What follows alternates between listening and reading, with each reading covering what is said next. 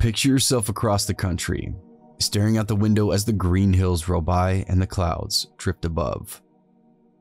You watch the suburban clutter of houses and people bleed away, allowing you to see the beauty the world really has to offer. As you watch the wind pressing against trees, causing them to dance and sway, you eventually spot man-made structures once again sprouting out in the distance. Large white towers spring above the tree line. Just like the trees they tower over, they are manipulated by the pressing winds. White blades atop the tower circulate in unison with other towers, a field of giant fans that instead of using electricity to create wind, use wind to create electricity. Wind turbines represent a cleaner, more sustainable source of energy, and because of this, more and more of them have been popping up. But for you, on your road trip, this glimpse of the fans is a momentary one before they're just specks on the horizon. It is seldom that we ever see structures like these and consider the work that goes into maintaining them. The people who have to climb radio towers to change the blinking lights hundreds of feet in the air, or in our case, the individuals that have to climb up the tunnels of the wind turbines when they need maintenance. On October 29th in 2013, a group of 4 engineers had gone to perform working maintenance on 12 wind turbines inside Delta Wind's Piet de Wind Farm in the Netherlands. The height of these towers averaged around 240 feet into the air, and while the group were working one that should have been an average routine, a fire broke out inside one of the turbines. Later reports would claim that the fire started due to a short circuit within the tower. When the fire began, 2 of the workers quickly braved the flames, opting to jump through them to make it to the staircase leading out of the turning. The other 2, however, hesitated and became trapped by the flames. The 2 that remained, Arjan Cordis, age 21, and Don Koos, who was just 19. As the fire raged on, they made their way to the top of the turbine, with the towering height of the fire that was taking place. It was impossible for firefighters to reach and subdue the flames. All anyone could do was stand and watch the smoke billow out as the 2 engineers climbed to the top of the turbine. This picture will stand as their final moments. 200 feet in the air, trapped on a burning metal platform, the 2 men embrace as they stand in front of a dark gray sky. With the intensity of the fire, one of the men had either decided to take their chances or had fallen, as their body was found at the base of the tower. The other took his chances with the raging inferno, opting to try and climb through the tube, only to get stuck inside the structure. After the death of the 2 men, the company was put under an investigation to determine if they were responsible for the death of them. After a lengthy affair, it was declared that the company was not liable, much to the dismay of the families affected by such a tragedy. The company had stated, "The loss of the 2 colleagues is indescribable and heartbreaking. The company's heartfelt condolences go out to the relatives of those 2 employees." Despite such a statement, in 2018, the safety requirements for those who work such a job were reevaluated, and not much had been changed. The mother of Arjan stated, "The accident with Don and Arjan was already 5 years ago. It is sad that still no or insufficient measures have been taken to guarantee safety. It can be easy to forget about the lives that are at stake to keep the world around us running. To not think about those at sea assaulted by waves on oil rigs, or those who climb wind turbines powering nearby cities. This photo, however, serves as a stark reminder of the people who put their lives at risk, despite just wanting to make it to tomorrow."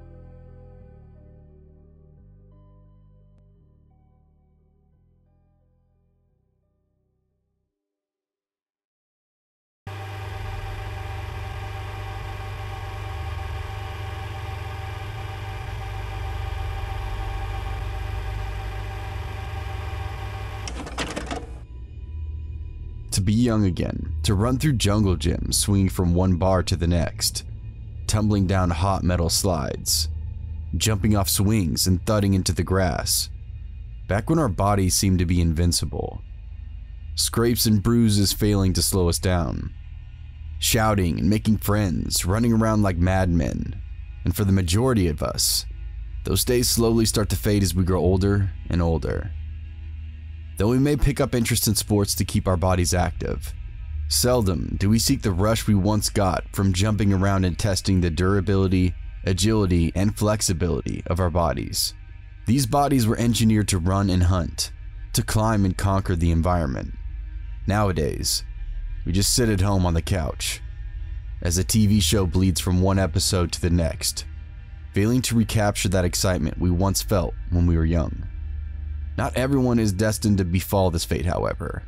There are those who never let go of that freedom that we once felt. Those who take advantage of how finely tuned our bodies can become at movement. People who sprint down tracks, letting their legs fire off like pistons, or those who collide on the field, showing how resilient impact to the body can be. But most of all, there are those that evolve from running around the playground to treating the world as their own playground. Parkour is a sport that allows the ultimate sense of freedom. From flipping across gaps and staircases to running along rooftops, people who parkour see a world of opportunity. They feel the wind in their hair jumping from place to place. Their heart rate picks up as they make a risky move. It can seem a little silly at first, watching videos of people running up a tree and flipping backwards, or seeing them jump a gap with an expression of glee painted all over their face. But when you try these stunts for yourself, you discover how hard these people work to accomplish given the simple task. Just how much danger is hiding in those comical movements. One wrong twist when running up that tree will land you on your neck. Jump with too much or too little power over that gap, and you'll slam into something. For those who participate in parkour, however, the adrenaline becomes addicting, and they seek greater heights and bigger risks. Graduating from jumping over stairwells to jumping over gaps between buildings. Enthusiasts elevate from risking a broken bone to risking their lives. This tragically became a risk that proved fatal for Pavel Kashin. Now, Pavel was no stranger to parkour and certainly not a novice. With his hometown of St. Petersburg located in Russia, he became very well known and was considered one of the best freerunners in the entire world. He pioneered various stunts and would always push the envelope. His spirit for adventure would know no bound. As he bent the laws of gravity to his will further and further, eventually it was bound to snap. In 2013, as Pavel was running along the rooftop of a building 16 stories up with no safety equipment, he was being filmed by one of his friends. He would approach the ledge of a building and perform a backflip. The trick was the easy part for him, having done it hundreds of times.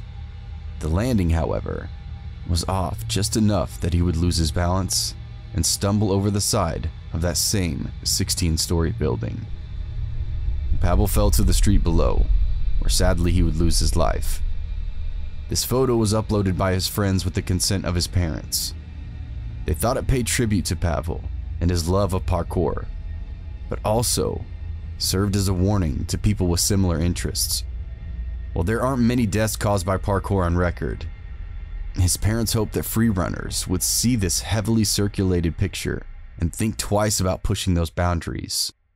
One can't help but wonder, though, what went through Pavel's mind as he fell from the side of the building, looking up to the sky, feeling the wind rushing through his hair one final time.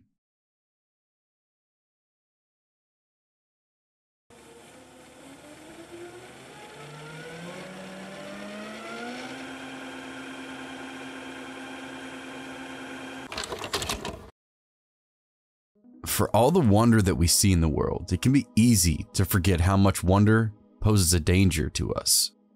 The scale of the ground we stand on is massive and ever-changing. The earth can only offer the same passing indifference to us that we give to ants crawling through the dirt. No matter what height we reach or what destruction we may cause, the earth will always reclaim itself. A planet that will continue to spin long after we're gone. Vines will grow over desecrated buildings, and the memory of us will long be forgotten. So while we are here, within a brief blip of Earth's span, you might wish to make a note to stop and cherish the splendor before you, to gaze upon the mountains that took lifetimes to form, to watch the crashing and roaring sea containing countless instances of life and unexplorable reaches. Step through the lush and green forest with trees reaching high above your head. But as with all beautiful things, there is danger lurking beneath. And with something as large and imposing as our Earth, those same dangers that await us can sometimes manifest into catastrophe. Like a boot landing on a swarm of ants, the Earth might take out swaths of land, as well as those who inhabit it. This power and wonder sometimes attracts those who wish to understand it better, to either appreciate its beauty or to learn how to predict its madness in an attempt to spare lives with greeting windows of warning. Several fields of study have been looking into our Earth and how it works in an attempt to better understand its forces and how we can live alongside them. Marine biologists discovering new species of life hiding deep within the ocean. Paleontologists deciphering what life was like before humans even laid their eyes on it. One of the more volatile and explosive forces that are present on our little planet, however, are volcanoes. Tall mountains that act as vents for molten lava that runs like rivers underneath the Earth's crust. When the swimming lava gains too much pressure, the volcano can erupt, spewing magma onto the land and dark clouds of ash into the sky. The force and destruction caused by eruptions can take out entire cities, like when Pompeii was caught off guard by the eruption of Mount Vesuvius, leading to the destruction of the city, burning it and its people in a tide of lava. With such magnitude behind them, it's no wonder that some geologists would choose to focus their studies on volcanoes. They study the formation and eruption of activity from these beasts. This means that they often visit volcanoes, even active ones, for their studies, collecting samples of solidified magma and nearby ash, hoping to increase their ability to predict when a volcano may or may not erupt. David A. Johnston traversed the US studying volcanoes in places like Alaska, Colorado, and Michigan. He became well liked and respected by his colleagues. Many touted his enthusiasm and dedication to his field, being known for his analysis of volcanic gases and how they related to eruptions. Initial phases, we'd see probably very large eruptions that would extend high into the air. This would spread ash over large areas in western Washington, maybe possibly in an extreme case even farther east. In the near flanks of the volcano, there would be more damage done by possibly hot avalanches, pyroclastic flows. Farther downstream, we could see mud flows and floods. Because this is such a symmetrical volcano and because the crater is so high, if there's an explosion, it's probable that the debris, the very hot incandescent ash that would come down, could come down all sides. But right now, there's a very great hazard due to the fact that the glacier is breaking up on this side of the volcano, on the north side, and that could produce a very large avalanche hazard. It was this very same dedication that would bring Johnston to study Mount St. Helens in 1980, where he would be the first to report the volcano's eruption. Just 6 miles off the eruption site, Johnston would radio in the warning stating, "Vancouver, Vancouver, this is it." Moments later, the blast caused by the force of the eruption would sweep over his observation post. And though his body was never found, remnants of his trailer would be discovered by state troopers 13 years later. While the very thing he studied would end up taking his life, his efforts may have saved thousands of lives, as before the eruption, him and his co-workers urged the authorities to close Mount St. Helens to the public, ushering away people who would have surely been lost in the blast. Johnston's story would interweave with the narrative sprouting about the dangers that volcanoes possess. His memory lives on as one of the 2 Americans who have lost their lives to the studies. Johnston became the subject of documentaries and a memorial fund, as well as having 2 volcano observatories named after him, one of which sits right where he lost his life.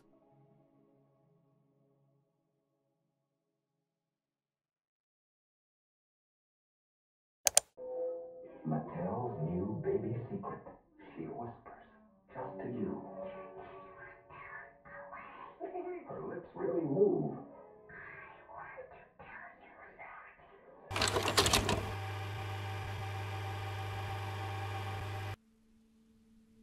With the advent of accessible photography, it seems these days that everyone has a cell phone in their pockets capable of taking photos. Each of us carries a device that makes it possible to capture any moment that we want forever. The beautiful scenery of a setting sun, or a night out with your friends, Not only are we capable of taking photos to remember these moments, but with the click of a few buttons, we can share them to the world at large. Anything that we deem worthy gets posted to our social media within seconds. Sharing small snapshots of our lives, brief glimpses into things and people that matter to us. Among all the things we can take pictures of, however, perhaps it's the photos we take with each other that leave the largest impact. Whether these photos highlight celebrations or shed light on tragedy, there's something we can always look back on. After all, you never know when a photo you take with someone will be the last picture taken of them while they're alive. This tragically became the case for a group of friends just looking to share their time together with the world. The trio of friends went out together to enjoy the weather, wanting to soak in the shifting color of leaves and the cool air that fall had brought in. They would walk together until coming upon a train track. On this train track, Essa Ricker and Kelsey Webster, both of whom were 15, and then Kelsey's little sister Savannah, who was only 13, would stop to take a picture. They stood in between two tracks and watched as one of the trains passed them by, waving at the engineer. They failed to see, as they took their photo together, the train that was approaching from the opposite direction. Standing right by the train, "Ah ha ha, this is awesome," Savannah posted to her Facebook as the tube of steel rolled by. Despite the best efforts of engineer Michael Anderson, the girls remained oblivious to the oncoming train, with Michael blowing the horn trying to get their attention. Conductor John Anderson stated that the girls were in their own little world. In the selfie they took together, you could see the highlights of the approaching train that cast a halo around the girl's head. That very same train, moments later, would cause the girls to lose balance, falling into one train. Then they would be thrown into another. Trains traveling at 55 miles per hour can take up to a mile to come to a full stop. Even though the emergency brake was pulled, there was little anyone could do to stop the tragedy from playing out. The train finally came to a halt. John jumped down and ran back down to the track, only to find that two of the girls had perished on impact. The youngest girl, Savannah, was still crying out, giving John a glimmer of hope. Savannah was able to be rushed to the hospital where she would fight hard, but ultimately succumbing to her injuries. A loss like this can leave a hole in many hearts. 3 young fires snuffed out so quickly. Friends they had at school organized a best dressed event at their school to honor them, to the family members who mourned the sudden silence in their homes. Then there was John and Michael, the two who were helpless to save those girls. The two who could only sit and watch as the train drew closer and closer to them until they could no longer see the trio. They both could only clock out and head home. John, upon returning home, was unable to stop replaying that event inside his mind. He considered turning to alcohol for comfort, was convinced by his wife to find a healthier way. Michael returned home as well, hardly saying anything to his wife as he laid his head in her lap. A quiet understanding. An event like this is likely to haunt the two of them for the rest of their lives. Michael states that he still has vivid nightmares that day. He would go on to become a peer support volunteer, and when asked what he would say to those think about lingering around railroad tracks, he had this to say: "I'd tell them to stay away from such a dangerous area. Think about the pain it would inflict on their families if things went wrong. It also hurts the train crew, the first responders, and the many people who love you."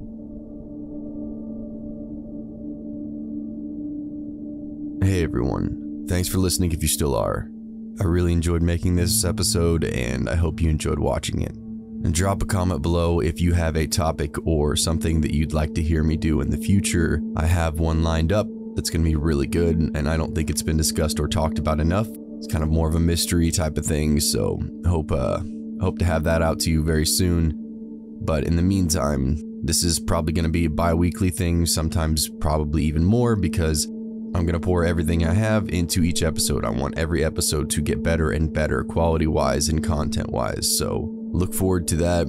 Drop a comment of something you'd like to hear me do, whether it be true crime, tragedy, or something to do with the occult, preferably something that's not been talked about 1,000 times over. I want my channel to be unique, and I want it to stick out. So thank you, and I'll see you in the next one.